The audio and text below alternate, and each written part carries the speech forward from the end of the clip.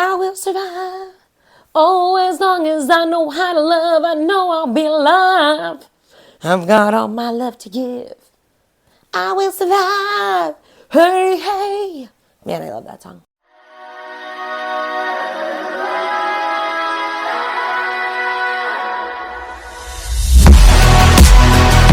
Welcome to Without a Doubt, the podcast, where we explore the transformative journey of breaking cycles and embracing our truest self. I'm Mad, a cycle breaker, a creative, and a sprinkle of reality. If they ever told you to be quiet, sit down, blend in, but you couldn't, this podcast is for you. I'm so happy you're here.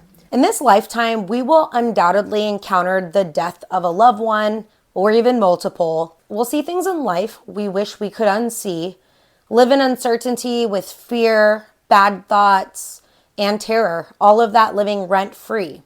How the span of our life goes with a mix of intense highs and these very deep lows. Most of the times, we are victims of situations, but that doesn't mean that we have to hang on to this title. Let's just say you've been diagnosed with cancer. You could live in the pity of that, or you can move on and try your best to live your life the best that you can despite the circumstances. I am not a cancer survivor, nor have I ever been diagnosed. So I'm not coming from any sort of storytelling here. Does it mean you deserve cancer? Fuck no. But it does mean that you can survive it. The amount of hope you can spread, the more positivity versus the anger and victimizing of yourself can help someone else more than you probably even know. It can prove to them that they aren't alone and they too can get through.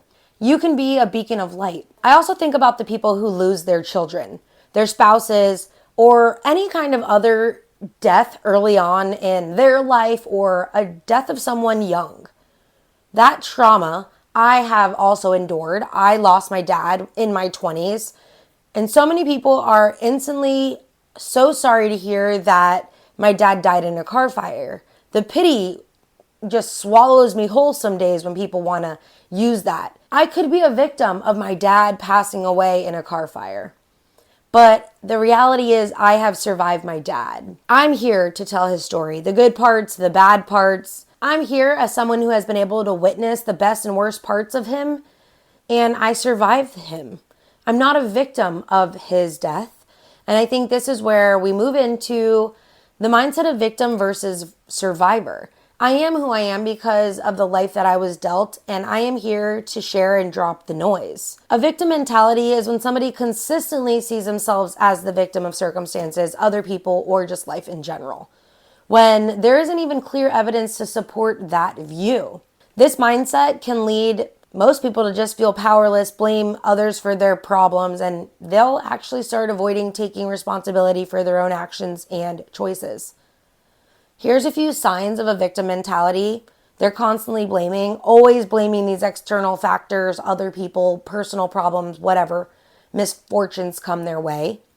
They feel powerless, believing they have no control over anything, their outcomes, even when they actually do. They live in self-pity, repeatedly feeling sorry for themselves, seeking sympathy from others without even looking for a solution. A lot of times these are people that are avoiding responsibility, rejecting their personal responsibility, and instead attributing challenges to forces beyond their control. And I think also resisting change, being unwilling to adapt, make any kind of positive change because change is seen as too difficult or just unfair. Sometimes our childhood trauma wells up as an adult and it overflows into our relationships, but you can do something about your emotions and your feelings as an adult.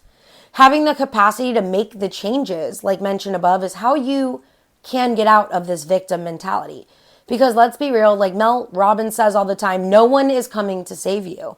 I learned that long ago, so much so that I struggle to ask for help. Well, I have been better, getting therapy and all of that jazz. But sometimes even me saying, no one helps me, no one checks in on me, I am too living in this victim mindset. I am a survivor. I do need to check on myself, but I also need to let someone know, hey, you could check in on me every once in a while.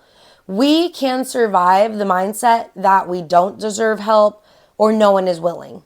We are actually creating a puddle just to waddle in. Now, this isn't saying that you are never a victim. Like, I'm not saying that. What I'm saying is you can survive this victim era. You can outlive it. You can blossom into someone who has survived. How do you do it? You start living with the survivor mindset, adopting the mentality where you focus on resilience, empowerment, growth, positivity, the silver linings, no matter what challenges come your way. It's about recognizing your inner strength, finding ways to move forward, and using adversity as a catalyst for personal development.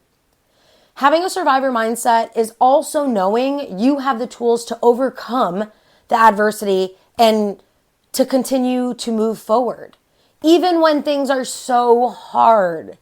It's not about denying the pain or pretending everything is fine.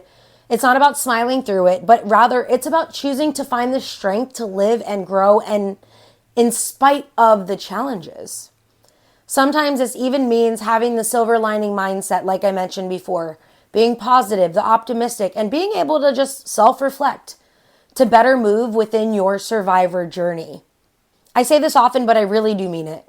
I am a sprinkle of reality, and you click this episode because you know how hard it is to be the survivor. You broke these cycles, you survived things you didn't think. You chose to be the survivor, where you didn't choose to be the victim. You want the answers on how to get out, be free, and move with grace in your victim journey. But I promise you, being the survivor is crossing the ribbon at the 5K and knowing you have done it. Being the survivor also doesn't mean you're not able to be tempted. You are more inept to handle what makes you feel like a victim. You can survive, and you will, and you're without a doubt a badass.